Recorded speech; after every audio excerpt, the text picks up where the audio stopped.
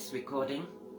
Yeah, it was interrupted, I think, and I didn't know where I stopped, so I stopped altogether. I'm reading out of Lydia, which is the follow-on of a book entitled Bliss After Life, which I wrote between 2006 and 2017. And if you have listened consecutively, you will see that I'm now in the new book, which is entitled Lydia, which is the reincarnation of Alexei. Bliss passed away with 95, and we follow her into the afterlife, and we follow her family surrounding her, experiencing her dying and what they're making of it. We're at a gathering, and Holly, no, actually, the gathering is finished. Holly is home. Holly is at home, and we are at chapter 13, and Holly is writing it there. She's writing her own book. It had all begun with Magda as a little girl. She had been born into dire circumstances, and the story begins when she is 7 in a foster home, where she had become very close to Betty, one of the daughters in the large household of Nancy's, who had a heart of gold and had been her foster mother for years. They were the same age, and for Magda, she was the kindest person in the world. Magda had come from a very neglected house, which the social services had dismantled, and she had spent her first few years being handed around. She knew that as soon as she arrived here on her 7th birthday, that her life would improve. Betty had a way of making her love being alive. She never asked her anything, but immediately took her under her wings. The first day at school was amazing. She had not experienced anything like it. Betty had made it fun. She had felt so good in her new dress, and they had run in and out of the shower earlier in the morning in the house before they had set off after breakfast. Nancy always had the radio on, and the house was busy. Magda hardly ever saw Bert, her husband, who seemed to be always working with cars and engines. Betty had explained that he was a car mechanic and had a workshop around the corner. There were 7 around the table. Betty was Nancy's own daughter, and there were 5 others, 2 boys and 3 younger girls. Rereading it, Holly realized she herself had much forgotten of the start of her story. Magda had lived in the house for a few weeks only when, one night, Betty woke her. They shared a room and were the best of friends by then. Betty had been all serious and said, "Magda, I am you much of the time. When you were younger and alone, I looked at the world through your eyes and gave you peace. I am real. Betty is fine, but she's not here right now." Holly remembered a feeling of real excitement when she imagined the scenario herself. "Who are you?" Magda was as serious as Betty, because she did feel she knew something. "I am from Atlanos, a planet in another galaxy. My name is Primo, and I am the first to visit here." "Was I where Betty is now when you visited me before?" "Yes. I have been with you since you came, on and off. It was time to explore. We do not have a body like you on Atlanos. We are pure light beings, and our evolution has been a very long process. Being you, has been the most wondrous experience." "Can you do this with everybody?" Magda was astounded. "Yes, but we will not. Our purpose here is not to take over or have simply a fun time. We are here to help, in the smallest little steps, in a few places here and there. Would you mind very much if we went outside for a little walk? I love Betty. She is such a lovely person. I would prefer to have her permission to be with you when I'm not you." Primo smiled at Magda. "I will talk to her about it. You're not really a secret, are you?" Magda loved reading, and suddenly the idea of a club sprang up to her mind. Betty was laughing with her. It was Betty, who suddenly started and stopped, laughing, and looked at her. "Did you wake me? I woke up laughing. You are laughing. Do you still want to go outside? Magda had already realized Primo was gone. Where does it go? She wondered. Does it have to be anywhere in particular? Outside, what's going on, Magda? I feel like laughing, but it's odd, right? Is it odd to sit in my bed, suddenly laughing in the middle of the night, talking to you? Holly put her hands in her lap. She had been totally drawn into the story again. It had developed much in the last few years. She had had years of all of this lying dormant. Writing seemed like an indulgence when Tony was growing up. Thinking back, the idea of all this had started when David was still around. In fact, it was the conversation over Christmas which had yet again revived her interest. The last few weeks she had often lost herself in Gaia Nova. Meeting Melanie had been most bizarre. She did not feel that she could talk to anyone about this right now. Her imagined planet, which was Earth at the time she started it all, had become transformed through Magda's little club. When she was writing now, having a visitor from Atlantis at your table was the most desired occurrence. The permission and information about a request to visit had to come through a 7-year-old girl or boy. Magda was of course grown up now and had become the intermediary. It had taken a long journey where they were now. It had been the enthusiasm for life and everything living and growing that had become more evident after a few years, which had made the older generations believe in the actual existence of Primo and others of his kind. The maximum number allowed to come to Earth from Atlantis had been 100 of Primo's kind. By now, Earth was called Gaia Nova by many, a new Earth which had developed through the non-physical Atlantis visitors. Magda had soon discovered that the language and words she knew after Primo had been with her changed her. At the time of her story now, she could be Primo and Magda at the same time. Magda was always Magda, but when Primo shared her experience, everything seemed brighter, more alive. It had not taken Nancy, her foster mother, much time to recognize the existence of a separate intelligence, and she herself had been Primo. In fact, she was the first to ask Magda for a visit. When that day was over, the day she allowed Primo to be her, she woke up the next morning with the vigor and joy she had only remembered when little Betty was born. She was a kind-hearted woman. After Primo, she felt so happy to be physical that her life changed. She had become a great advocate of Gaia Nova. Holly was interrupted by Frida, who had woken up and had started barking to go out. Holly put aside the sizable manuscript. She had printed the whole lot and probably had to get some new printing in yet again, as there were more than 500 pages bound in a folder by now. She marked her page, as she felt like reading it all in one go before she continued to write. Walking with Frida had been a great way of contemplating her chapters. Her most recent chapter had been dealing with a growing number of people changed through a visit. The 7-year-olds who started the development all over the earth in 100 different places in the beginning had ignited an enthusiasm for helping their families to see the beauty of being alive. From the families, which were all larger households, they had requested visits to people outside the family, and numbers had grown larger. People advocating for better recycling, improved, more humane methods in dealing with animals, various different ways in the various different countries, but there were by now fractions who had grown, who had tried to influence against this.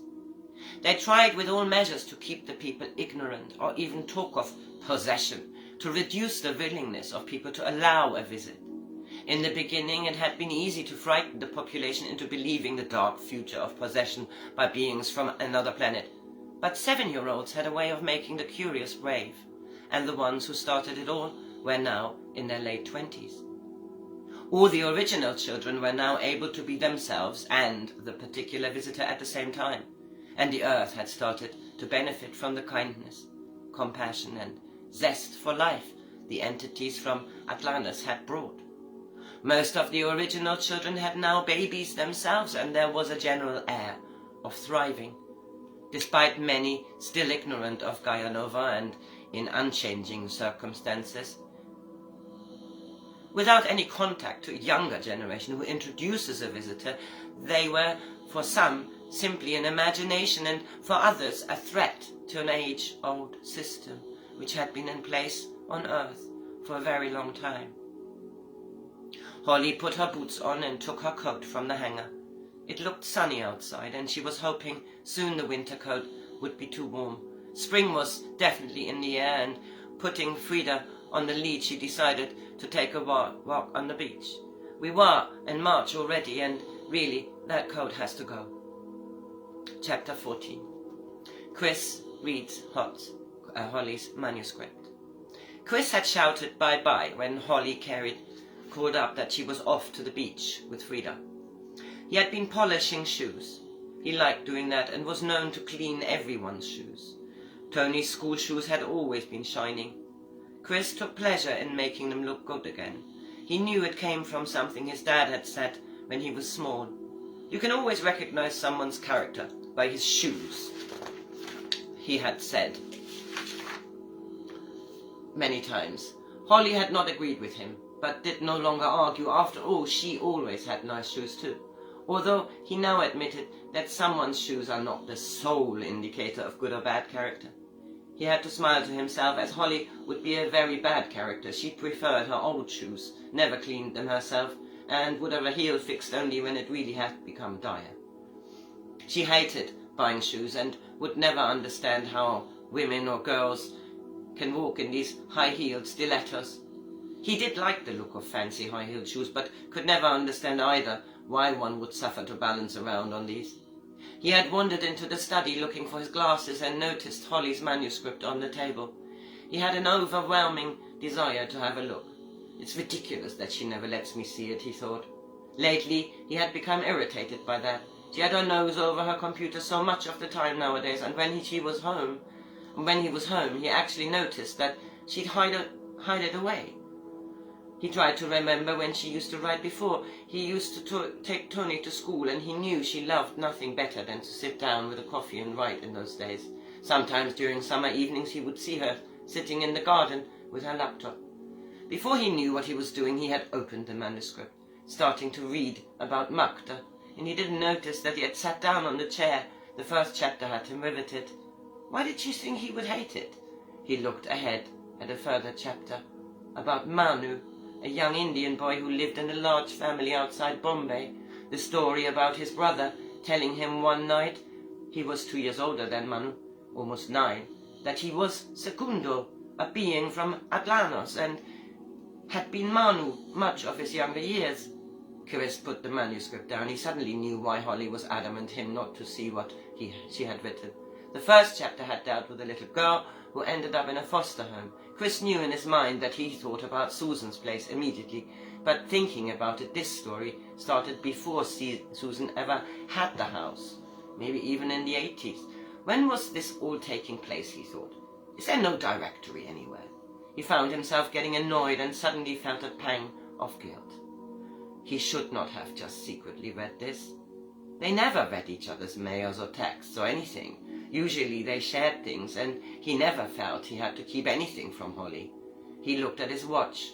She must have been gone almost an hour. He quickly put the manuscript back to where he found it and decided to make some snack for himself and for Holly on her return. I'm feeling guilty, he thought. It was odd. Their relationship was so open, and now he had delved where, for some reason, Holly knew it was best to keep that to herself, or share it only with whoever is interested in such things as aliens. She had quite a few friends he never really met, as Holly would be off to gatherings here and there, sound baths and the like, not really his cup of tea. The last few months had made him more reflective, seeing Susan more at first through his help after his retirement, and the last couple of months she was so happy in love. And Tony, his son, also in love with a girl who seemed to have visitors. His head started to almost spin, because how could Holly imagine such things so long ago? Although she had always been into science fiction, somehow he thought she had grown out of that. He felt guilty again. They would have an argument if he had said that aloud to her. She would probably mock his favorite author. Actually, so she should. He had not been able to stop reading. If his guilt had not got the better of him, he would have loved us to sit down and read it all. He made them sandwiches, and the kettle was boiled by the time he heard the front door and Frida's hasty putter into the kitchen. "I'm so glad I went out." Holly came into the kitchen, still in boots. He took her into his arms. She smelled of outside and sea fresh air. "You know I love you very much." Holly looked at him quizzically. "Yes," she said slowly. "Well, I have a confession to make. I was looking for my glasses and I couldn't help picking up your manuscript." "Couldn't help?" Holly looked at him. She was silly to leave it out. Actually, she had thought about it for a second when she left, but she couldn't be bothered to put it back in its place inside her desk. "So, how much did you read in?" She looked at the kitchen clock. "Not much. I read the first chapter about Magda, but then went ahead a few and read about Manu. And, well, first of all, I'm really sorry. There was an irresistible pull." He couldn't help laughing. It was meant to be funny, and an excuse, but when he thought back, it had just been that. He had never felt inclined to snoop. Just lately it had seemed to him she was spending much more time away, with Frida in her study writing. Curiosity got the better of me. Thanks for understanding. I was riveted. Well, to be honest with you, rereading the whole shebang at the moment, I feel riveted too. With Melanie turning up in our life, it almost seems stranger than fiction. Holly felt suddenly glad that he had snooped. Lately her own writing of old had reflected in her own life, in their lives. Over years together they had talked about everything, had arguments and discussions, quite heated sometimes. She had wanted to talk to someone about it. Some of her friends knew a bit of her story. The circle of people Holly liked to be with included many who had talked about things like channeling, other dimensions or entities or mediums. Being a medium simply means being an intermediary. She had met such intermediaries. She knew that she simply could not talk to Chris about anything of such nature. Years ago she defended Isaac Asimov and the like because she loved delving into other worlds, and he had never seen the point of it. Real history had so much to offer, he used to say, and he preferred a trollop to a Heinlein any day. Yes, I have to agree with you. I have to admit that I have been battling with the whole Melanie thing. Okay, so tell me, what is the Melanie thing? Holly knew him well, but she wanted to talk about it openly, without always keeping her thoughts to herself, which avoided arguments. She could be very hypothetical and would annoy Chris by going from one thought to the next, which always included words like higher self, spirit, and similar. It made Chris testy. I just find it hard to get my head around the idea that Melanie is been taken over by another entity which claims to be infinite intelligence. That just sounds arrogant to me. Chris was starting to wonder himself why this annoyed him so much. Nothing he had heard sounded in any way arrogant, provided one believed that the words indeed came from intelligence. They did sound intelligent. So detached, he thought. That was it. He felt it hard to believe anybody but Melanie could say these things, despite the fact that at the time he knew it was not her.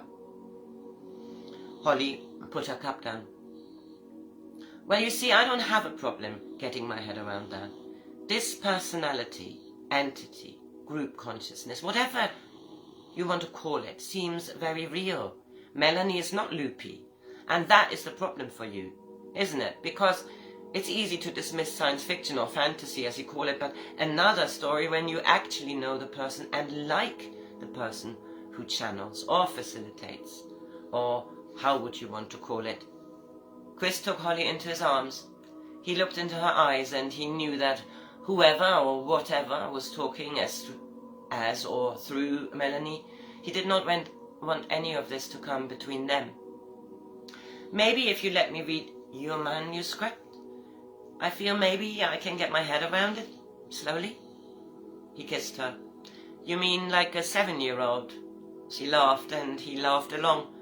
Yes, like a 7-year-old. I think that's about the level of my understanding, because if I read your manuscript, I promise I will not criticize, or constantly ask me questions, or give me your stance.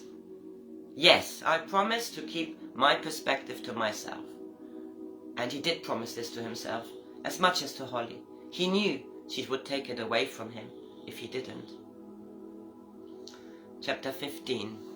David and Susan. David had stayed at Susan's after everybody had gone, all admiring Ben and Faye's new home. Ben had put up some of his Chinese paintings, and Faye had given it a lovely Chinese-European feel, minimalist but cozy. Anna thought it was beautiful and so stylish. Her room was very different. She loved it though, and both seemed so happy that they were living a few steps away from her. David had been excited himself about his new house in the New Forest. Susan had some lovely ideas, and he was full of the joys of spring. He loved sharing his ideas with her. He was quite confident himself in doing things, and he looked forward to having a shed. Susan had loved the summer house, and they knew that Hilary had already started to pack and would be out this coming weekend. They planned to drive down and have a proper look.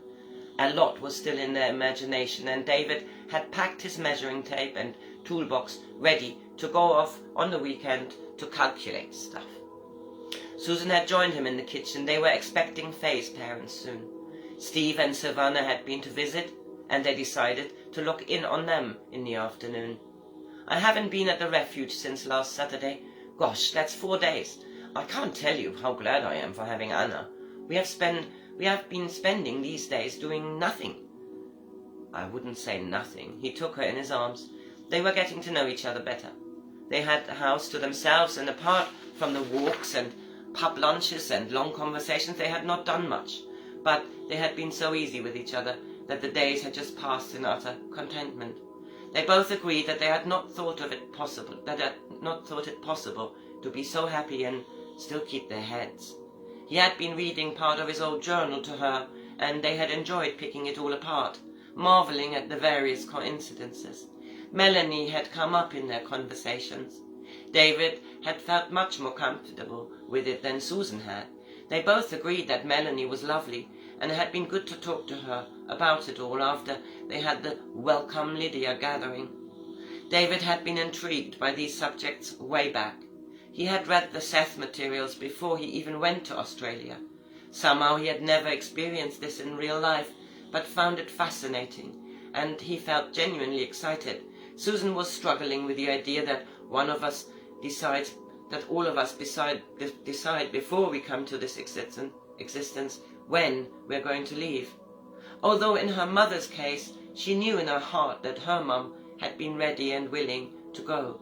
Apart from anything else, she had become more curious than ever about the afterlife, and her parting had opened Susan's mind to much. She often felt her mother, and the moment she met David again, she could not help feeling her mother had something to do with it. Susan felt this new development was good, even though not so easy to get your head around it. Chapter 16. At the Refuge. Susan let herself into the Refuge. David was walking around the back to have a look into the garden. Faye was outside hanging up washing, and they had to laugh as she had let out a shriek when she saw David. Oh, I was completely in my own little world, David. Anna said you were coming round. I'm just finished. We seem to have a lot of washing. I hope this will dry quickly. The sun is getting to be quite warm. Yes, it feels lovely and spring-like today. We realized we had not seen any of you since Saturday. How was the visit? Steve and Savannah were here, right? Oh, it was great. Come in. Hi, Susan. Great timing. I'm just finishing with it all. I've just finished all I wanted to do. Lydia is still asleep and Ben is at the computer. They embraced and Susan put the kettle on. After they wandered into the kitchen. How is Steve? What did he say when he saw Lydia? Susan couldn't help feeling curious. Her ex had somehow got back into her now life. He's convinced she will have his blue eyes. They both thought she was adorable, and so she is. She let herself be carried around on everybody's arms and just looked so smiley, and to me, she always has these knowing eyes. Steve insisted on picking up his guitar later on, and he played to her a lullaby he wrote, and she promptly fell asleep to it in her cot. It was nice. He's a lovely guy, and Silvana seems lovely too. Faye was looking at Susan to see if she felt it okay with her that she was gushing on about her ex-husband and new girlfriend, but Susan smiled at her. You know, it's funny, but I'm so pleased Steve is bonding with Lydia. I'm so lucky to have you so close, and I'm already used to having Lydia around. Your parents are arriving tomorrow. Are you excited? Yes, I guess I am. There has been so much going on since Lydia's arrival. In a way, I'm really looking forward to being able to sit with my mum and talk. And my dad, of course. But I've missed my mum more. Yes, I guess.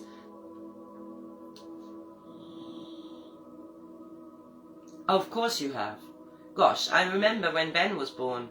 My mum and dad both came for 2 weeks to help me. Steve was really busy. He had taken a little break, but we had moved not long before. The mortgage had to be paid, and I was so glad my mum and dad had the time to come. I remember my dad repairing all sorts of things in the first few days, and my mum and me, we were just fussing around Ben. It's lovely that you have Anna here too. Many hands make much lighter work with a little one around. Isn't it amazing how much time they occupy? Both were laughing. Lydia was lovely, but she was awake a lot, and she liked it best when someone carried her around. It never seemed to work to just put her down and trust she would sleep on.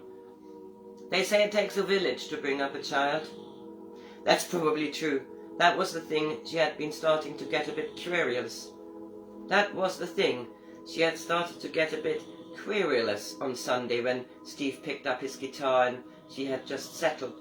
He put her in her cot and started to play again, and then she did fall asleep instantly. I shall remind Ben. I've hardly ever heard him play.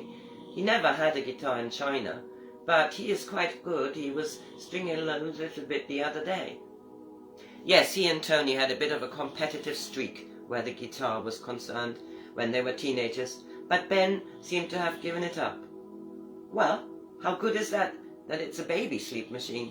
We seem to have a fairly large number of guitarists in our family, have you noticed? Susan never learned to play despite encouragement, but David was excellent and Steve probably equally, although they had very different styles. That, and also the whole sound interest in our family, with Holly actually a practicing sound therapist and Steve's new girlfriend into drumming, percussion and the like. Lydia has a rhythmical start here. Susan was thinking that it was rather amazing that everybody seemed to have some connection to music. Does your dad or mum play a musical instrument, Faye? Faye was laughing. Both her parents were not so much into music. Her father was a gardener at heart and liked silence, and her mother was much into healing, but more of the herbal kind and acupuncture. She also never really put music on in the house. That was only all starting when Faye became a teenager, particularly after her time in the USA, where she loved nothing better than going to concerts. No, neither play nor sing. Faye was laughing. Music was always big in our family. I never learned to play an instrument, but we always used to sing together. Bliss loved music, and my dad played the piano occasionally. On Steve's side, he was definitely the most musical. I don't remember his parents being particularly into any music, but he always was. Probably much like his parents being particularly into any music. Probably much like you, bringing this influence in. But thinking about it, Steve did not really live long with his parents anyway. Anyhow, our Lydia has much musical influence, and that can only be good. Ben had joined them in the kitchen and all sat down for tea and cake Susan had baked, and for once all grown-ups were alone with Lydia fast asleep in her cot. Right, that was chapter 16, and chapter 17 is to follow, and today is the 16th of January 2022, and here we are in 2012,